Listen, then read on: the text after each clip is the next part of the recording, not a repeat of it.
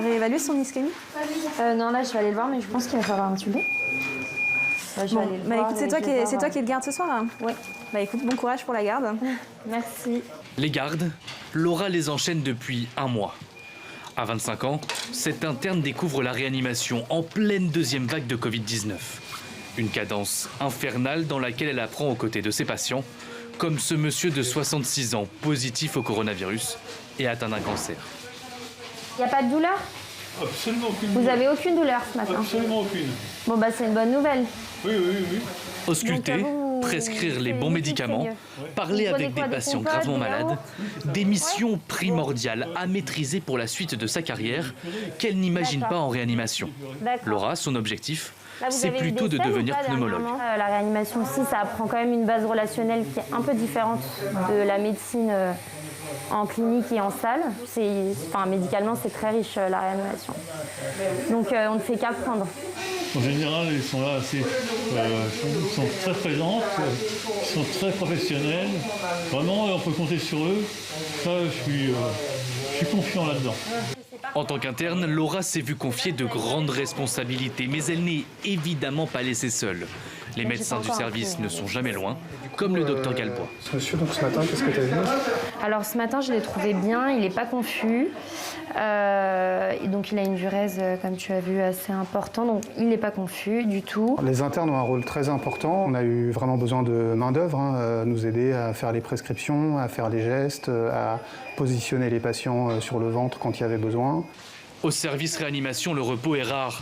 Laura a à peine le temps de finir les soins de son patient que déjà... C'est une dame qui est assez jeune, qui a 57 ans et qui vient d'arriver. Elle vient du domicile et c'est un Covid+. Vu que le Covid dure depuis quelques temps, c'est une des prises en charge qu'on connaît le mieux. Une patiente transférée à l'hôpital en détresse respiratoire et donc déjà intubée.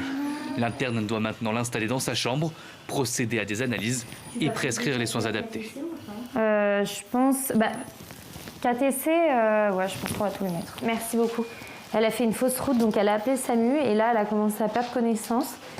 La Covid-19, Benjamin l'a aussi affronté. Il était à la place de Laura pendant la première vague. Bonjour tout le monde. Aujourd'hui médecin urgentiste, il profite d'un jour de repos pour retrouver son ancienne équipe et rencontrer les nouveaux internes. Tu la connaissais pas, Laura? Non, c'est la première fois qu'on voit. Ouais. Et donc du coup, tu étais là pendant la première vague? Ouais, tout à fait. D'accord. Et c'était que des lits Covid ou... Que des lits Covid, tous. Il n'y avait pas un seul lit non Covid? Non. Ah oui, là c'est quand même un peu différent. C'est resté comme ça pendant 2 mois quasiment. Les conseils que je donnerais à Laura, ce serait surtout de ne pas rester seule. De prendre le temps de bien apprendre, de prendre le temps de voir chaque patient comme ce qu'il est, et pas juste un patient avec des défaillances d'organes qui est derrière des tubes. Garder un peu de l'humanité de la personne. Dans ma courte carrière, j'ai jamais été confronté autant à la mort et au désespoir des familles des patients. Je ne m'attendais pas à un degré de gravité si important et surtout sur des patients pas si vieux que ça finalement, parce qu'il y a plein de patients de 60 ans. D'ailleurs, c'est la majorité en ce moment en tout cas. Moi, ça va, mais après, c'est vrai qu'il y a une fatigue mentale qui s'accumule et qu'on ignore un peu parce qu'on a envie d'être performant au travail et qu'on va laisser un peu de côté, mais je pense que ça a un impact, mais je ne l'ai pas encore mesuré à dire vrai. En avril, le stage d'internat de Laura prendra fin.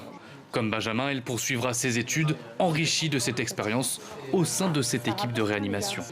Mais le chemin est encore très long. Il lui restera 5 ans pour, enfin, devenir pneumologue.